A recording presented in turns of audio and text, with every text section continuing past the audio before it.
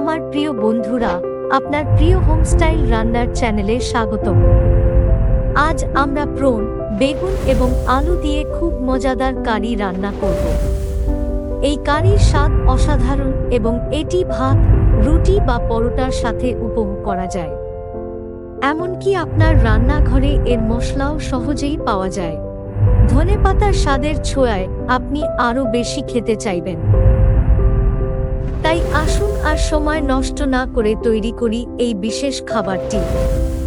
বন্ধুরা, দয়া করে লাইক, শেয়ার এবং আমার চ্যানেলটি সাবস্ক্রাইব করতে ভুলবেন না। চলুন শুরু করি। বেগুন ছোট ছোট টুকরো করে কেটে নিন।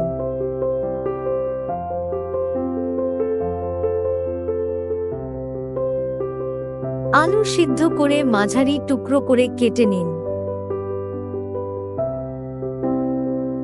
পেঁয়াজ, টমেটো ও ধনেপাতা কুচি করে কেটে নিন এবং কাঁচা মরিচ লম্বা ফালি করে কেটে নিন। চিংড়ি হালকা লবণ দিয়ে সিদ্ধ করে আলাদা করে রাখুন। কড়াইয়ে সরিষার তেল গরম করুন। পেঁয়াজ যোগ করুন এবং 2 থেকে 3 মিনিট ভাজুন।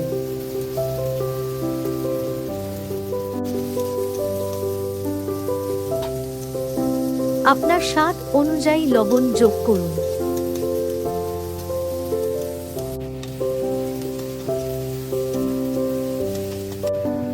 আদা রসুনের পেস্ট দিয়ে অল্প জল দিন।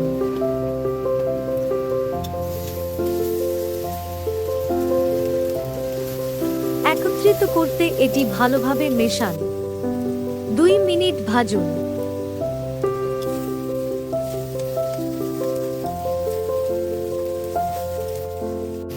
এখন জিরা, ধনিয়া গুঁড়ো, হলদি গুঁড়ো এবং কাশ্মীরি মরিচ গুঁড়ো যোগ করুন এবং একত্রিত করতে ভালোভাবে মেশান।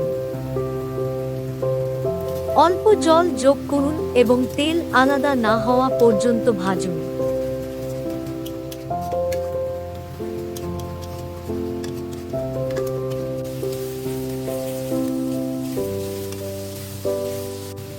এবার চিংড়ি যোগ করুন এবং ভালো করে মিশিয়ে 5 মিনিট রান্না করুন।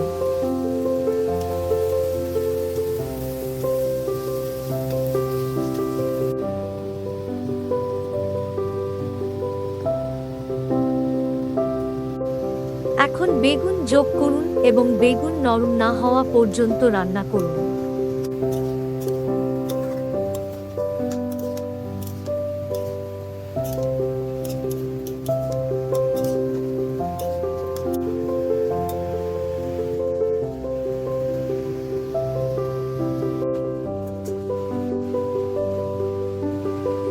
টমেটো যোগ করুন এবং এটি ভালোভাবে মেশান এবং প্রায় 5 মিনিট রান্না করুন।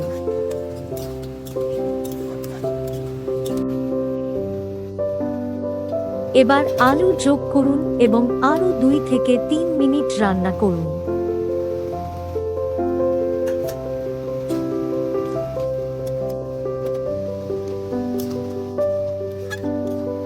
গ্রেভি মিডিয়াম বজায় রাখুন।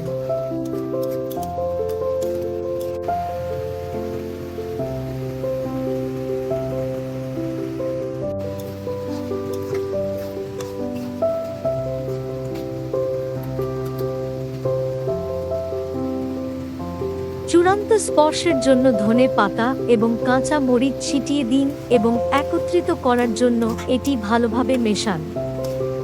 আরও 2 মিনিট রান্না করুন এবং একটি পাত্রে স্থানান্তর করুন।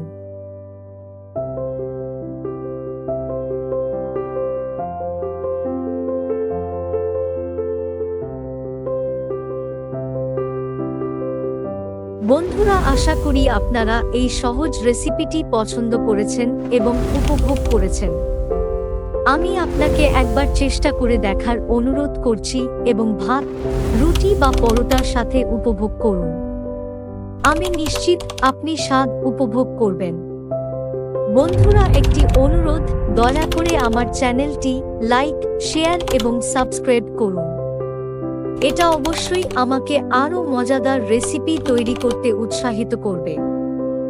আমি শীঘ্রই ফিরে আসব আমার আরেকটি বিশেষ ঘরোয়া রেসিপি নিয়ে। তাই যত্ন নিন এবং সুস্থ থাকুন। আপনাকে ধন্যবাদ।